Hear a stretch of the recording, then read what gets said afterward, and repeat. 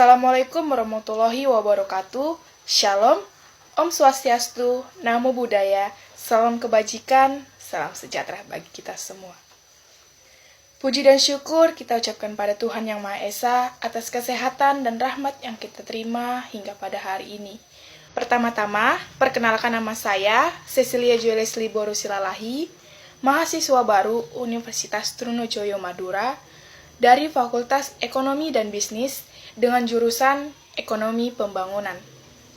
Dalam kesempatan kali ini, izinkan saya untuk menyampaikan pidato singkat saya yang bertema minimnya pendidikan moral di tengah-tengah bangsa Indonesia.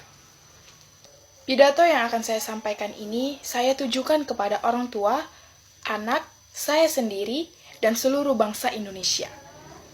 Sebelumnya, pasti kita semua tahu bahwa pendidikan itu sangat penting, baik dalam kehidupan berbangsa dan bernegara. Tanpa pendidikan, mustahil kita dapat melanjutkan kehidupan berbangsa, terlebih mempertahankan martabat bangsa di mata internasional. Sebuah bangsa dapat dikatakan maju apabila pendidikan di negara tersebut ikut maju dan dapat mengelola sumber daya manusia serta sumber daya alam demi kesejahteraan warganya. Namun demikian, membekali generasi masa depan hanya dengan iptek saja tidaklah memadai, apalagi guna melanjutkan bahkan memajukan kehidupan bangsa.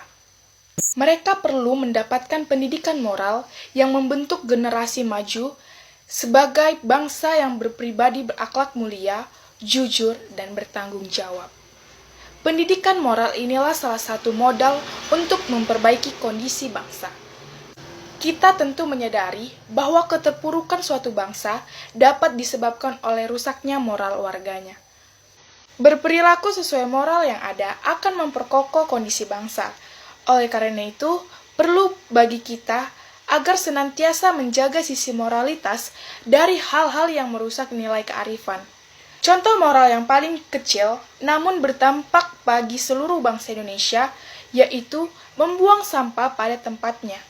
Namun, hingga saat ini masih banyak orang-orang yang membuang sampah secara sembarangan, mau itu di jalanan maupun di sungai, yang membuat banyak orang terganggu. Selain itu, dunia saat ini begitu memanjakan manusia dengan berbagai fasilitas dan kemajuan teknologi. Namun, kita tidak boleh lengah dan menyalahgunakan semua kemudahan tersebut. Hadirnya teknologi dan kemudahan hari ini harus kita gunakan dengan tujuan yang positif.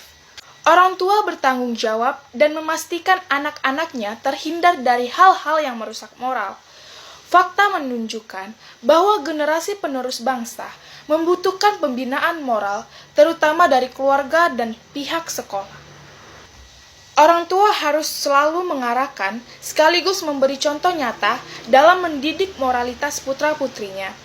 Mulai dari mendengarkan orang yang berbicara kepada kita, tunduk ketika melewati orang yang lebih tua, menolong teman yang kesulitan, hal ini akan membuat jiwa seorang anak akan bermoral. Sudah menjadi kewajiban bagi kita, terutama para orang tua dan pendidik, untuk memperhatikan pendidikan generasi bangsa demi masa depan.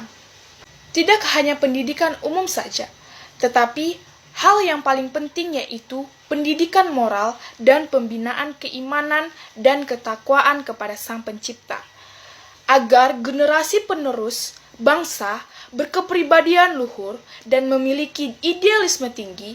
Dengan demikian, kemajuan dan kesejahteraan bangsa diharapkan dapat segera terwujud.